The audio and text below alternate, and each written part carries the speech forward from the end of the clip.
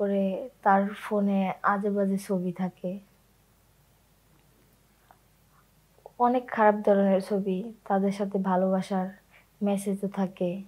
এগুলো আমি দেখি।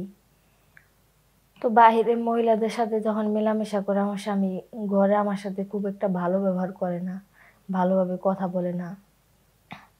মানে এক কথায় আমার তার পছন্দ না। একটা স্বামীর যদি অন্য মেয়েদের উপর চাহিদা থাকে, ভালোবাসা থাকে, তো তার বউয়ের প্রতি তো তখন কোনো ভালোবাসা থাকে না, কোনো চাহিদা থাকে না। তার কারণ ওনার চাহিদা তো উনি বাহিরেই মিটায়, ঘরে বউয়ের তো কোনো প্রয়োজন নাই, থাকে না। তো আমার স্বামীর মুখের উপরেও তো আমি কোনো কিছু বলতে পারি না। তার কারণ যে হয়তো আমার স্বামীর আমার প্রতি কোনো ভালোবাসাই নাই, তাহলে বলেও তো কোনো লাভ নাই। তারপর এক সময় আমি তাকে হাতে নাতে ধরে ফেলি। একটার পর একটা অঘটন করতেই থাকে। আপনারা সবাই কেমন আছেন? আশা করি ভালো আছেন। আজ কিছু জীবনের গল্প নিয়ে আপনাদের সামনে আসলাম, আপনাদের সাথে শেয়ার করব। ততক্ষণ আপনারা আমাদের পাশেই থাকুন। বিয়ের পর থেকেই দেখি আমার জামাই গ্রামের অনেক মহিলাদের সাথে মেলামেশা করে। আমি অনেক আজে বাজে ছবি দেখছি, কিন্তু জামাইয়ের মুখের উপর কোনো কথা বলতে পারি নাই। কারণ এগুলো বলে সংসারে অশান্তি ডেকে এনে লাভ নাই।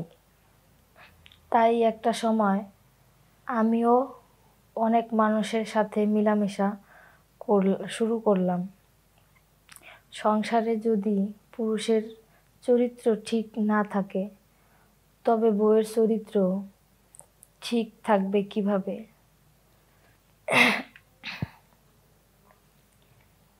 আমার বিয়ের পর থেকেই দেখি আমার স্বামী গ্রামে অনেক মহিলাদের সাথে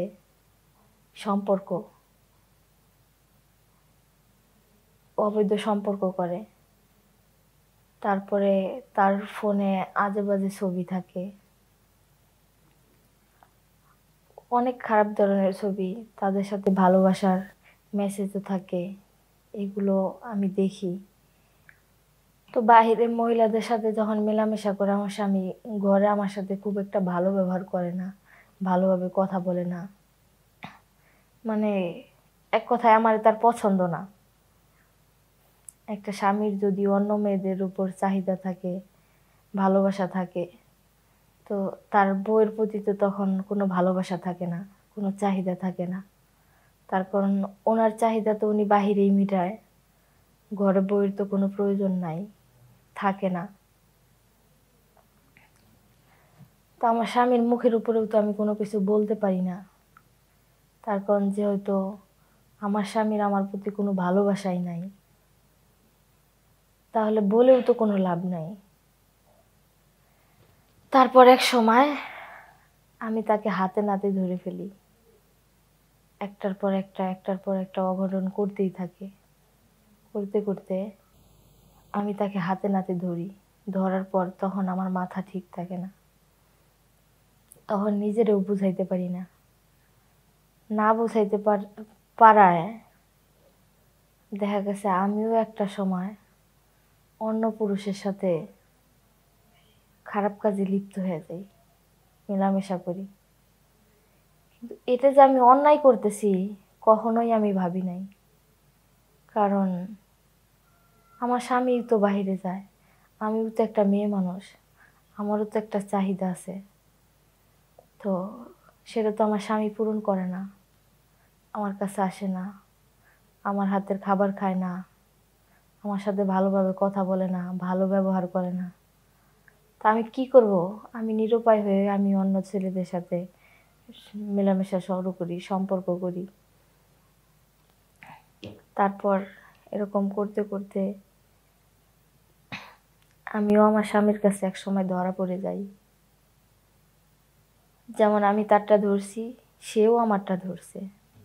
ধরার পর আগে আমি অন্য পুরুষের সাথে মেলার আগে সে আমার সাথে যতটুকু ভালো ব্যবহার করতো, তো ওইটুকু ব্যবহারও আমার সাথে ভালো করে না। আস্তে আস্তে আমার উপর নির্যাতন বেড়ে যায়, খারাপ ব্যবহার বেড়ে যায়, খারাপ আচরণ করে, মারধর করে। আগে তো গায়ে হাত তুলতো না, যা কিছুই হোক, তারপর থেকে গায়ে হাত তুলে, সংসারে অশান্তি, দেখতে পারে না আমি ভালো না খারাপ, এই সমস্ত কথা বলা বলি করে। তারপর আমি কি করব, কোথায় যাব, আমার তো কোনো ভাষা নাই তখন। তার কারণ আমি তো এটা অন্যায় করছি, আমার তো এটা করা ঠিক হয় নাই, আর কেনই বা আমি এটা করতে গেলাম। তারপর আমার স্বামী আমাকে বলে আমার বাবা মাকে আনতে। তো আমার বাবা মাকে আই না, তাদের সামনে আমি কি বলবো, কোনো কথা বলার নাই তো, কোনো ভাষা নাই। কারণ আমার বাবা মা আসলেও তো তখন মানবে না। অন্য ছেলের সাথে কি তখন অন্য ছেলের সাথে তাদের মেয়ের খারাপ সম্পর্ক, খারাপভাবে মেলামেশা করছে, এটা কি তারা কখনোই মানবে? মানবে না। তো আমি তাদেরকে আর ডাকি না, ডাইকা আনি না। কারণ না, ভুল তো আমার, ভুল তো আমি করছি, আমার ভুলের দায় কেন তারা নেবে? তাদেরকে ডাইকা আনি না কেন আমি অপমান অপদস্থ করব? তার কারণ যখন আমার বাবা মাকে ডাইকা আনবে, তখন তো তাদের সাথে ভালো ব্যবহার করবে না, তাদের সাথে খারাপ ব্যবহার করবে। এই কারণেই আমি আমার বাবা মাকে ডাইকা আনি নাই। না আনার পর আরও খারাপ ব্যবহার করে, আরও অত্যাচার বাড়ায় দেয়। কি করব, আমার তো যাওয়ার কোনো জায়গাও নাই যে আমি সেইখানে যাব, ওইখানে যাই আমি আশ্রয় নেব। তো স্বামীর অত্যাচার সহ্য করে, স্বামীর এত গায়ে হাত তুলে মারধর করে, তারপরেও আমি তার পায়ের নিচে পড়ে থাকি, কারণ আমার যাবার মতো কোনো জায়গা নাই। আর আমি যেটা করছি ওইটাও ভুল করছি, অন্যায় করছি। তো আমি তো বুঝতেই পারতেছি যে আমি অন্যায় করছি, তাহলে কেন আমি তারে ছাড়া অন্য জনের কাছে ঠাঁই নিতে যাব, বা আমার বাড়িতে যাব, আমি আমার আত্মীয় স্বজনের কাছে যাব? একটা সময় আমার স্বামী তো বুঝতে পারে যে আমি যেরকম ভুল করছি, আমার বউর সাথে অন্যায় করছি, তার কারণ তার যেটা প্রাপ্য তাকে আমি দেই নাই, তার কাছ থেকে দূরে দূরে থাকছি, তার অবহেলা করছি, অত্যাচার করছি। এই কারণেই তো সে অন্য কোথাও গেছে। যখন এটা বুঝতে পারবো, তখন এমনিতেই সে মেনে নিব। এই কারণেই আমি আমার আত্মীয় স্বজন, বাবা মা, কারো কাছেই যাই নাই। তো এইভাবেই চলছে। এখন আমার আর কি করার, যে হয়তো আমি একটা অন্যায় করে ফেলছি,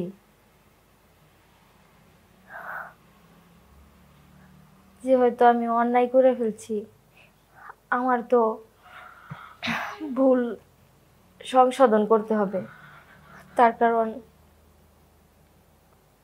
আমি আর কোথাও যাইতে পারবো না, আমার স্বামীর কাছে থাইকেই আমার ভুল সংশোধন করতে হবে, স্বামীর সংসার করতে হবে। তাই বোনেরা, আপনাদের উদ্দেশ্যে বলা যে যে যাই করেন না কেন, স্বামী যদি খারাপ রাস্তায় থাকে, অন্য বাহিরের কোনো মেয়েদের সাথে সম্পর্ক থাকে, আপনার স্বামীকে আপনারা বুঝান, বুঝায় ভালোবাসা দিয়া আপনি রাইতে আনার চেষ্টা করেন। কিন্তু স্বামী অন্য রাস্তায় গেছে দেখে আপনারা নিজেরা খারাপ রাস্তায় যাবেন না, আমার মতো ভুল কেউ করবেন না। তার কারণ মেয়েদের ভুলের কোনো ক্ষমা নেই। তারা কোথাও যায় মা বাবার কাছে ঠাঁই পায় না, তার আত্মীয় স্বজনের কাছে যায় ঠাঁই পায় না, তার স্বামীর কাছেও ঠাঁই পায় না। বিয়ের পর মেয়েদের স্বামী হয়েছে তাদের বড় অবলম্বন। তাই আপনারা সবাই স্বামীর দিকে খেয়াল রাখবেন, স্বামীকে ভালোবাসবেন। সবাইকে আবারও ধন্যবাদ জানাই। আসসালামু আলাইকুম, আল্লাহ হাফেজ।